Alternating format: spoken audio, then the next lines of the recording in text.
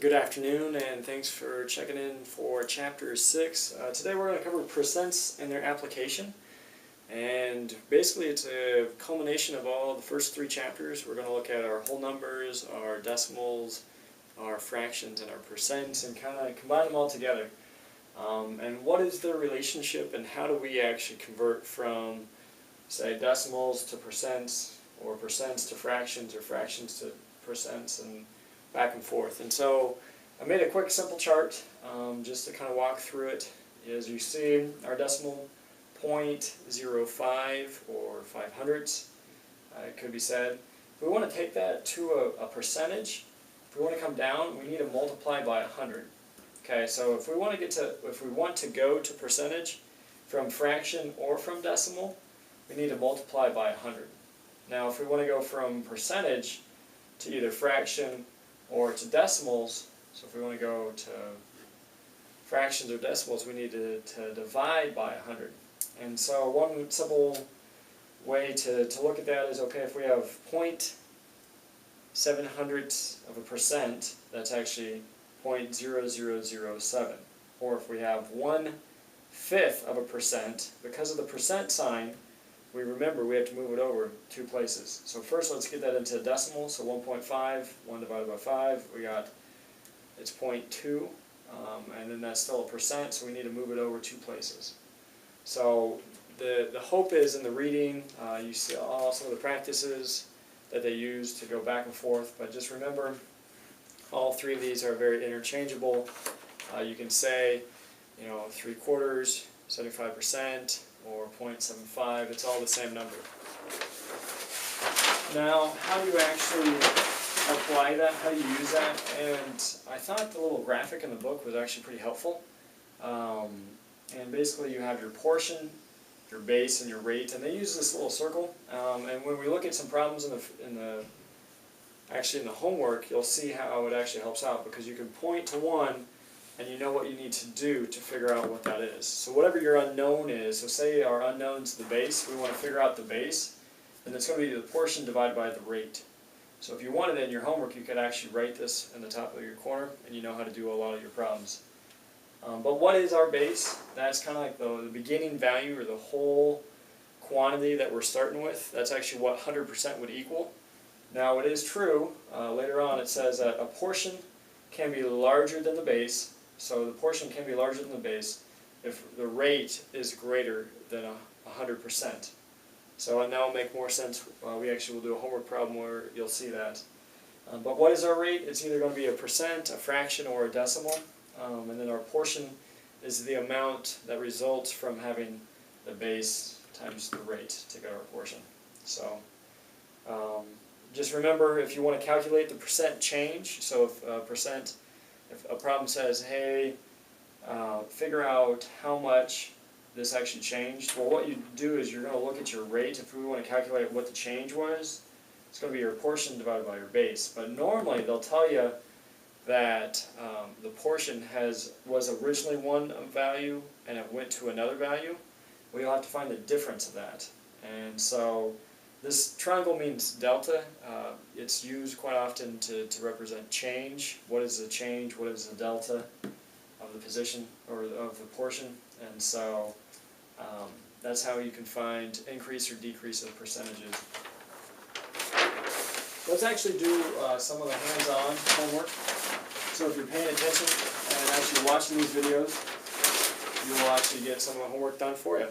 So let's take a look at Chapter 6 homework. We're going to look at number 52, and I'll read it. You can read it yourself too, but it says, at Dunkin' Donuts, a survey showed that 1,200 customers eating lunch ordered 242 coffees with their meal. What percent of customers ordered coffee? So what are we looking for? So we're actually looking for the rate. So I need to figure out my portion divided by my base. So my portion divided by my base. Well, what's my original number? Well, it said the survey had 1,200. So that's going to be my base. And it said, of that 1,200, 240 ordered coffee. So what's my rate? Well, this is just simple fractions or divisions. I'm either reducing down or I can do division. I know I crossed out my zeros. I know this is both 24. They both have 12 that you can take out. So if I take out a 12, I have a 2 left over. Take out a 12, I've got a 10 left over. 2 can go into 10, so I have 1/5 left. Or, in a percentage term, that's 20%. So 20% of the customers that ate at Starbucks ordered coffee with their meal. Oh, not Starbucks, Dunkin' Donuts ordered coffee with their meal. So let's look at 58. Assume that in the year 2010, 800,000 people attended Christmas Eve celebration at Disney. So I guess I should see what we're trying to figure out first. In 2011, the expected attendance is to increase by 35%. What is the total number expected at Walt Disney for this event in 2011? So what are we trying to figure out? Well, we want to figure out the portion. So I'm going to cover up portion, and I know that I'm going to have the base times the rate. Well, they said the 2010 base rate was 800,000 people. Times, now did it say just times 35%? No, it said an increase of 35%. So we had our 100% from before, and an additional 35%. So written as a number, it can be 1.35. And so let's do the math for that. And then we can do our simple multiplication.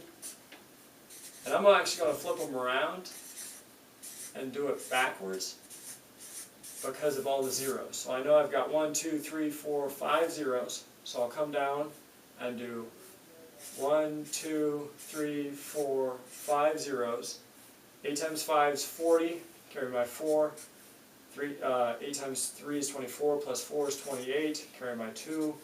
8 times 1 is 8, plus my 2 is 10. Don't forget my 2 decimal places, so I put my 2 decimal places.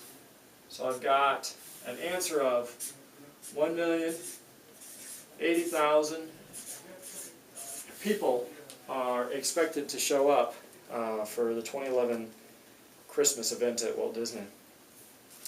Let's do one more, because we figured out what the rate was. We figured out what the portion was. Let's see if we can do a base question. So let's turn to 72. Massachusetts has a 5% state tax. Tim bought a Toro lawnmower and he paid $20 sales tax. What was the cost of the lawnmower beforehand? So we're going to try to figure out the base. So I need to have my portion divided by my rate. So he paid 5% and his portion that he paid was 20 bucks. So let's figure out what the base was. So base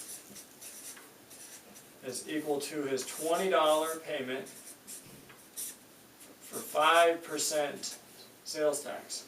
Okay? So it's the same as saying 20 divided by 0.05, and we can do that longhand if we want. Move it over 2, 2. So 5 goes into 20 4 times 20, 0, and we got 2 zeros left, so I'm just going to move them up. So that equals 400 bucks. So Tim got a brand new red Toro mower for 400 bucks. I hope his lawn will look sharp. So chapter 6 basically brings the first 3 chapters into play and kind of uses the percentages and the conversions of fractions to decimals to percents. If you have any questions, email me. I look forward to helping you out if you need anything else. So thanks. Bye.